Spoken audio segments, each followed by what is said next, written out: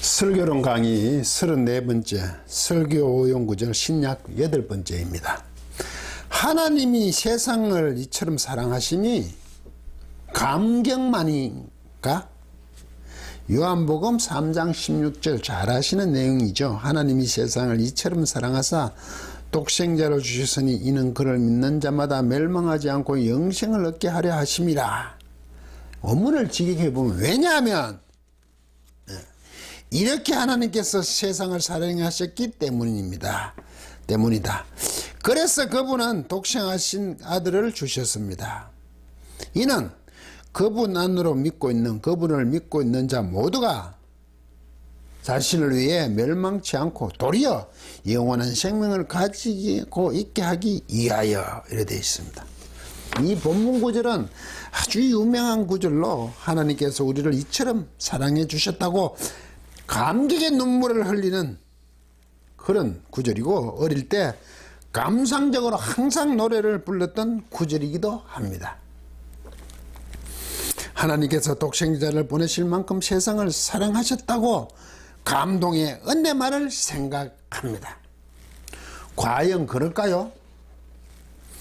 여러분은 하나님이 세상을 이처럼 사랑하셨다고 하면 어떤 생각이 드십니까? 이처럼 사랑, 엄청으로 보이십니까? 이처럼 사랑했죠. 엄청 사랑하신 것으로 보이십니까? 이처럼이 무엇일까요? 하나님이 세상을 이처럼 사랑하사 독생자를 주셨다는 것은 그 16절이잖아요. 16절. 예, 하나님이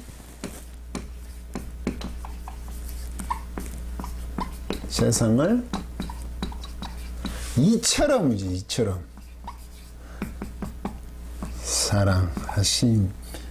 사랑하심이 감격인가? 감격만인가? 이 말이죠. 감격만인가? 이런 뜻이 이처럼이죠. 세상을 이처럼 사랑하셨다. 이 16절이죠. 이게 3장 요한복음 3장 16절이죠. 16절. 그런데 이것은요, 이처럼이라 얘기하려면 14절로 가봐야 됩니다. 14절. 앞절 14, 15절을 가봐야죠. 예수님께서 왜 모세가 광야에서 뱀을 든 것 같이 인자도 들려야 한다고 말씀하셨을까요? 뭔가 이상하지 않습니까? 앞절 14, 15절에. 그러니까 14, 15절 인자가 들려야 하는 것과 16절 본문은 하나님이 세상을 이처럼 사랑하시는 것과 연결이 그러죠. 17절은 심판이 아니라 세상이 구원받는 것과 무슨 관련이 있을까요? 뭐 문맥의 흐름이 있을 거 아닙니까? 그리란 문장 구조가 어떻게 되어 있냐면요, 14, 15절 이것이 주절입니다. 인자가 들려야 하는 것과 들려야 하는 것이 주절이고, 그리고 14, 15, 16, 17 본문을 포함한 16, 17 뒷부분 16과 17절은 이것은요 종속절입니다.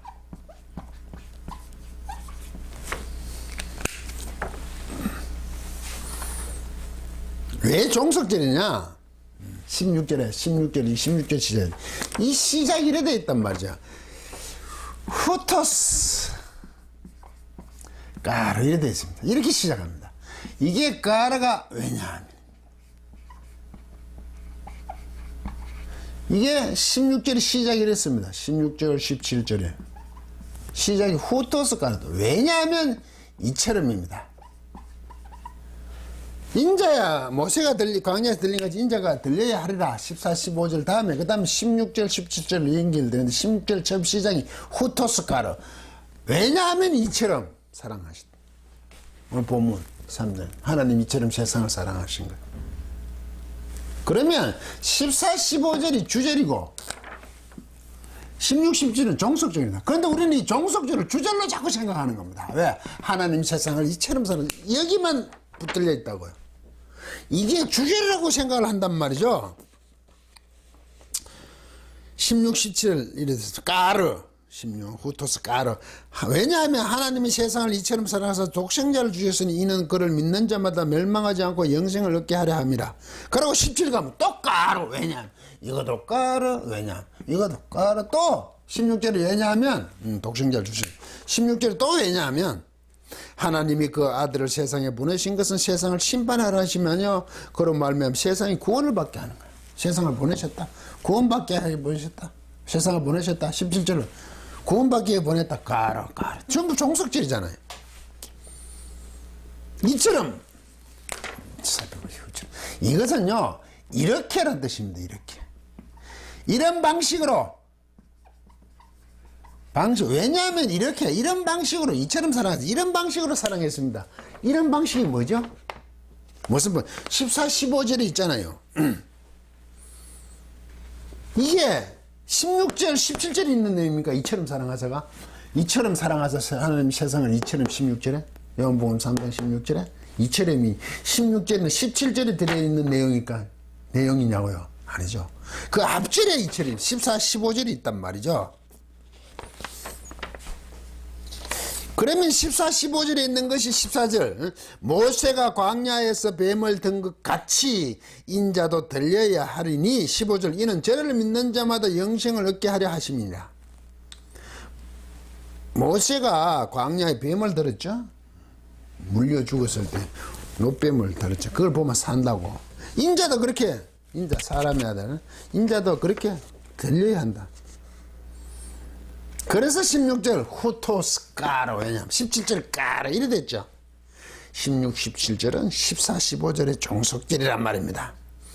그러므로 14절부터 14, 15, 16, 17을 쭉 연결하면 그 중심에서는 14절 모세가 광야에서 뱀을 든 것 같이 들린 것처럼 인자도 들려야 하는 것이 중심이란 말이죠. 예수님께서 들려야 한다는 것이 중심이라고요. 그런데 그게 들리면 어떤 거라고요? 광야에서 모세가 뱀을 든 것 같은 모습이다. 즉 예수 그리스도가 십자가의 죽으심이 초점이란 말입니다. 어떻게? 모세가 광야에서 뱀을 든 것 같이 예수 그리스도 들려 죽으심이란 말이죠. 이 문제의 본문 구절 16, 17절은 14, 15절의 종속절인데 한글 번역은 종속절을 독립적으로 해버렸습니다. 관계사를 빼버렸죠. 까르, 후토스, 까르를 빼버렸습니다. 이 한글 번역이 굉장히 힘든 게 특히 마태, 마가, 그래도 누가, 요한, 사도행전 이 복음서나 그 역사서처럼 사도행전 쭉 쓰잖아요. 선교 계획 과정들을 쓰는 것은 그래도 이야기식에 가까운 그 내러티브니까 쭉 보면 그래도 접속사를 좀 빼도 덜합니다. 흐름이 있으니까. 그런데 서신서에는 이게 치명적입니다. 이걸 빼면 주절과 종속절의 관계, 앞뒤 관계를 다 이 접속사를 우리 번역에서 빼버렸어요. 그래서 저는 한글 성경을 읽고 뜻을 다 알아 연구하고 주장하는 사람 보면 합니다. 즉 관계가 막 엉켜 있는 걸 자기 마음대로 찢어가지고 만듭니다. 특히 로마서입니다. 그래서 사람들이 로마서를 무척 어려워하죠. 했던 말을 또 하는 것 같고 또 하는 것 같고 연결이 도저히 되지 않습니다. 한글 번역 부분을 잘 연결하면 자기 생각을 끼워 맞춘 게 가깝죠. 주석을 보고 자꾸 끼워 맞췄습니다. 제목도 이상하게 자꾸 답니다. 로마서는 원문을 보면요 연결이 기가 막히게 되어 있는데 단 너무 까르 이런 게 호스테 뭐 이런 게 있잖아요. 이처럼 후토스 마침 그런 이 접속사 연결어들이 너무 많아. 이게 앞절을 어디까지 꺼내야 될지 이게 혼란스럽습니다. 일단은 하나 쓰고 접속사 연결을 쓰고 또 들어가고 밑에 들어가고 어떨 땐 5개 어떨 땐 계속 붙이면 5개까지 쭉 가면 이 마지막은 무엇에 대한 이유이고 그 근거가 될까 이게 자르기가 힘듭니다. 그래서 어렵습니다. 그런데 그걸 한글 번역본을 보고 그걸 끼워 맞추면 자기 생각대로 끼워 맞추죠. 그래서 어렵습니다. 이 번역은 정말로 깊이 생각해야 됩니다.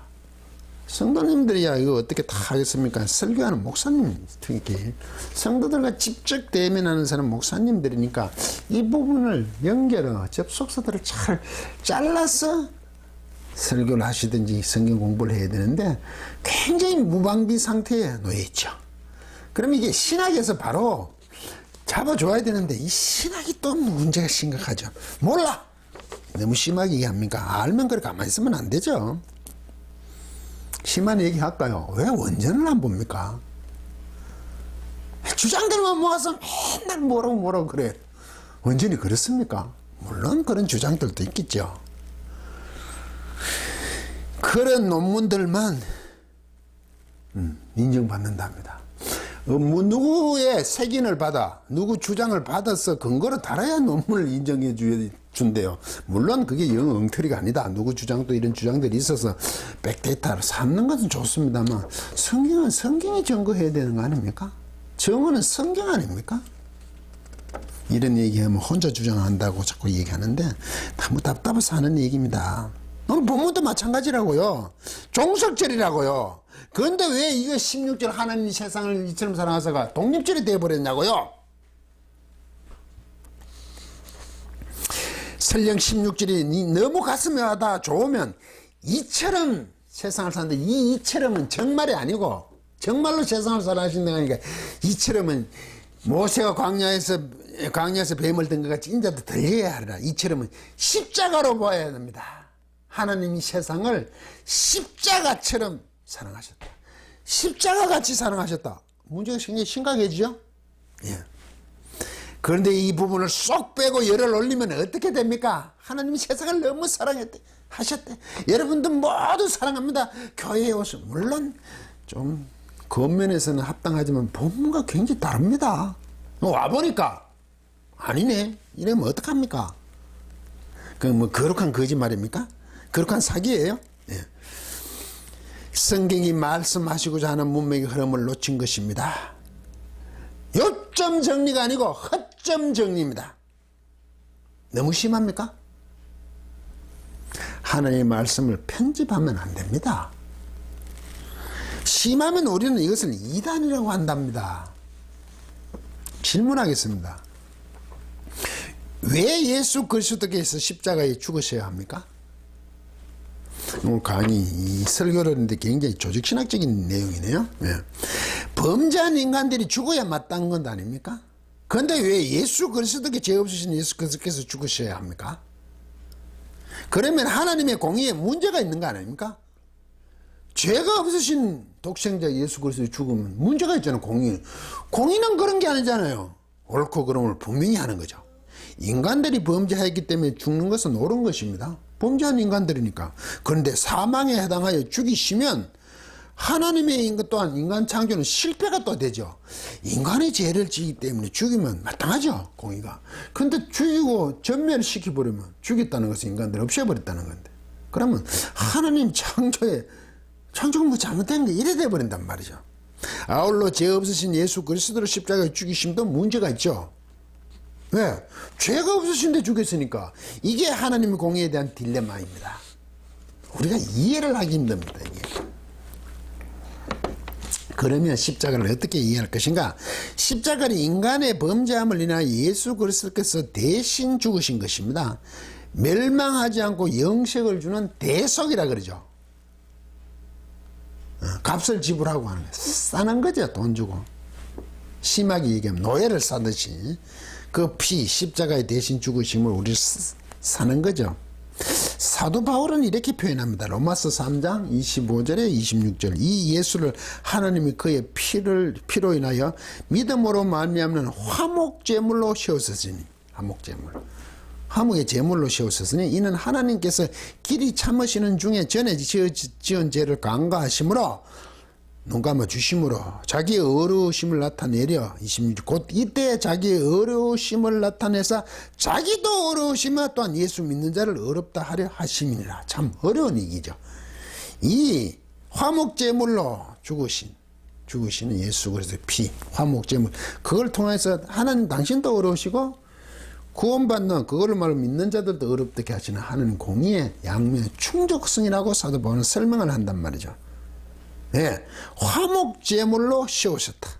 이거는 먼저 하나님의 진노를 누그러뜨리는 것이 앞서는 겁니다. 제물로 먼저 내가 세운다는 것은 하나님이 진노하셨잖아. 인간의 범죄에 대해서. 하나님을 만족시켜야 하는 겁니다.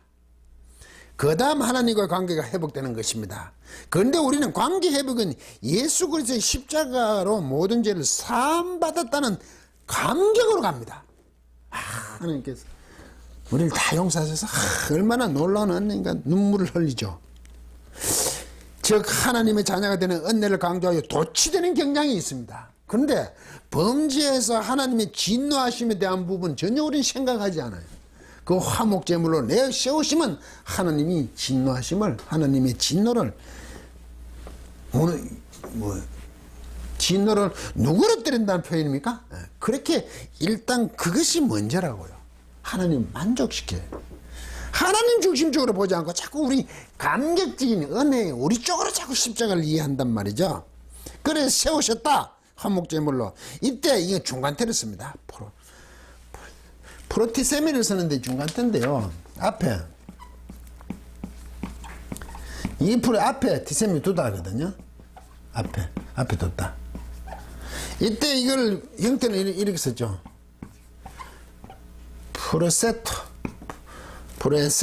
에세토. 이게 중간태를 쓰죠. 어근에다가 수동음이 중간태. 하나님께서 앞에 두셨다. 세웠다. 먼저 두었죠. 화목제물 예수 그리스도를 앞에 두셨는데 이때 이 중간태라는 것은 어떻게 세웠냐? 하나님 자신을 위해서 세웠습니다.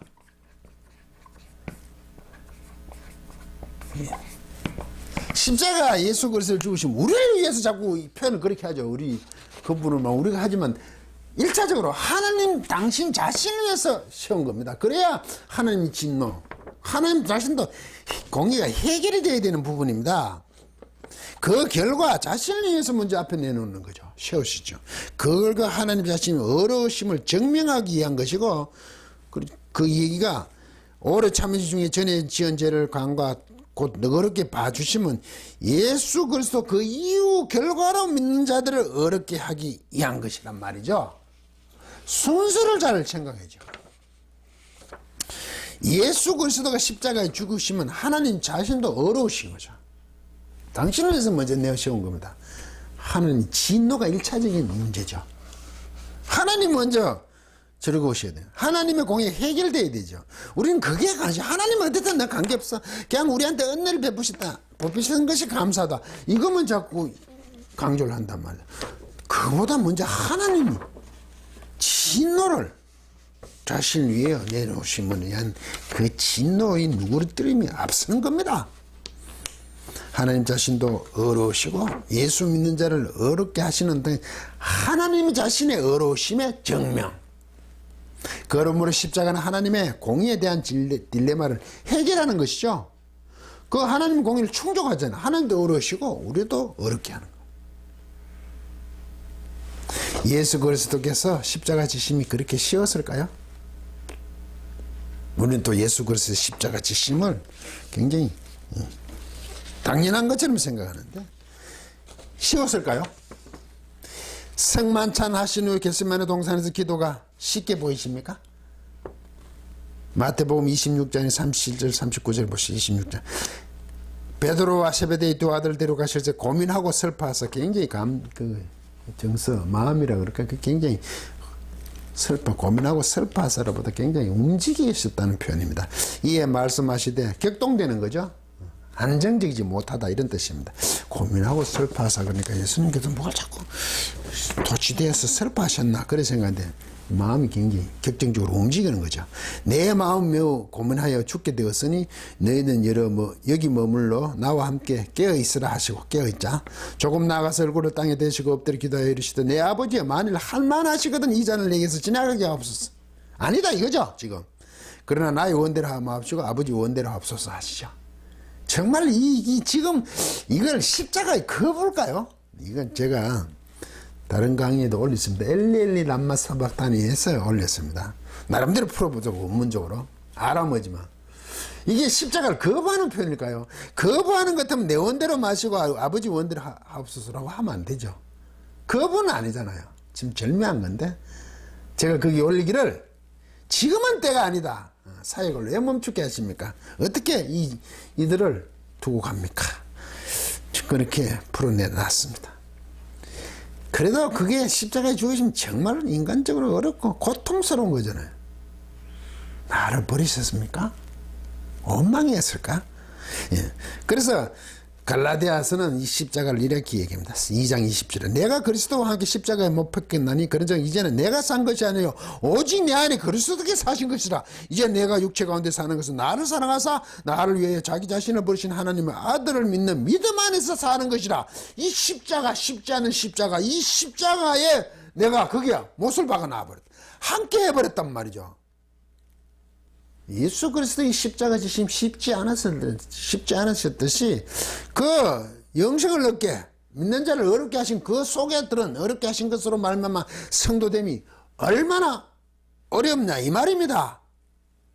사도 바울은 그리스도와 함께 십자가에 못 박혀 온 내 때 완료 현재 완료를 쓰죠.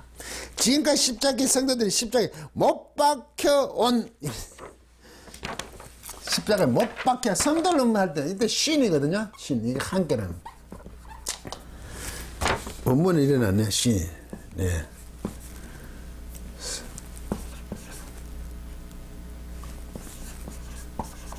이게 함께 쉰. 이 접속 이게 있으니까 현재 언어인데 스타우로 오마인데 이게 스타우로가 십자가 지다다. 스타우로. 함께 십자가 진 이게 현재 원래입니다. 십자가 져 왔대요. 그때부터. 그거는 예수 그리스도 십자가 지심으로 져 왔다고 할 수 있지만 인간적으로 개인적으로 보면 자기가 예수를 믿은 그 어렵다 하시는 받은 그때부터 벌써 이제 십자가를 함께 져 딱 좋은 성도입니다. 한참 있다가 어느 순간 가서 십자가를 우리 십자가를 지자 예수님 같이 십자가를 지자 이게 아니란 말이죠. 그 어렵다 되는 그 순간 인간적으로만 그 순간이고 십자가 중심으로 예수님께 십자가 지신 그 순간부터 앞으로 어렵다 될 사람 성도들 모두는 벌써 십자가를 함께 지는 존재라고 얘기하고 있습니다. 현재 완료로. 지금 십자가를 줍시다. 아니 벌써 십자가를 계속 지어온 존재들입니다. 여러분은 그리스도와 함께 십자가에 못 박혀온 상태를 두고 할렐루야 할 수 있습니까? 그렇게 할렐루야 합니까? 세상을 이처럼 사랑해서 할렐루야 할 수 있냐고요? 십자가가 그렇게 쉬운 거라고요? 죽음입니다. 그렇게 지어온 상태로 있다고요. 우리는 십자가의 길이 어떤 길입니까? 생명을 내어놓는 길입니다. 하나님이 세상을 이처럼 사랑하사. 그러니까 간격만 하고 있습니까? 그 십자가의 길이 뭔지를 좀 생각을 해보시고 설교를 하고 그 본문 3장 16절을 하나님 세상을 이처럼 사랑하다는 것에 대해서 간격을 하고 계십니까? 그렇게만 자꾸 얘기를 한단 말이죠. 인간에게 주어진 간격만을 호소한단 말이죠. 변개를 하고 있습니다. 또 그렇게 알고 있습니다. 하나님의 진노를 누그러뜨림에 대해서는 전혀 관심이 없습니다. 우리가 받은 은혜에 대한 하나님이 어떻게 하신 것에 대해서 어떻게 하시고 하나님이 어떻게 되신 것은 전혀 관심이 없습니다. 우리만 은혜 받았다고 할렐루야 하고 있단 말이죠. 하나님 당신을 어렵게 하시는 그 부분에 대해서 놓치고 있습니다. 그런데 뭐라고요? 하나님께서 세상을 이처럼 사랑하사 독생자를 주셨다는 은혜의 간격만을 소려 내펴 높이고 있으면 어떡합니까? 이처럼 후토스가 그게 은혜로만 자꾸 보이냐고요? 예? 후토스가 정말 엄청 어려워 보입니까? 엄청 많은 것으로? 세상을 사랑하다 독생자를 보내심만 보이고 독생자의 십자가는 보이지 않으십니까? 이 후토스 이처럼 후토스 이렇게 하나님 자신의 어려우심을 증명하신 십자가입니다. 십자가에는 자신도 어려우시며 예수 믿는 자를 어렵게 하셨다는 하나님의 고뇌라는 표현이 이상하지만 인간적으로는 그렇게 표현밖에 할 수 없으니까 신동경적 편이라 그러죠. 하나님께서도 쉽지 않잖아요. 그 딜레마라 그랬잖아요. 하나님 공의에 비장함이 있었습니다. 그렇잖아요. 예수 그리스도를 죄 없으신 분을 죽이는데 비장함 없이 죽이겠습니까? 십자가의 대속에는 죄의 대가는 반드시 받아내고야만 하나님의 신실함이 있습니다. 죄에 대해서는 그냥 용납할 수 없다는 겁니다. 반드시 그 대가를 죽음으로 받는 거죠. 십자가엔 그런 게 있다고요. 그러니까 아들을 죽이신단 말이죠. 화목 제물로 당신을 위해서 내놓으신다는, 그러니까 공의가 성립되는 거죠. 면제 안 된다 이거죠. 성도라면 하나님이 세상을 이처럼 사랑하시는 감격 이전에 독생자를 십자가에 죽기까지 하시는 하나님의 공의에 대한 의미하심을 놓치지 말아야 할 것입니다. 끝까지 강의를 들어주셔서 고맙습니다.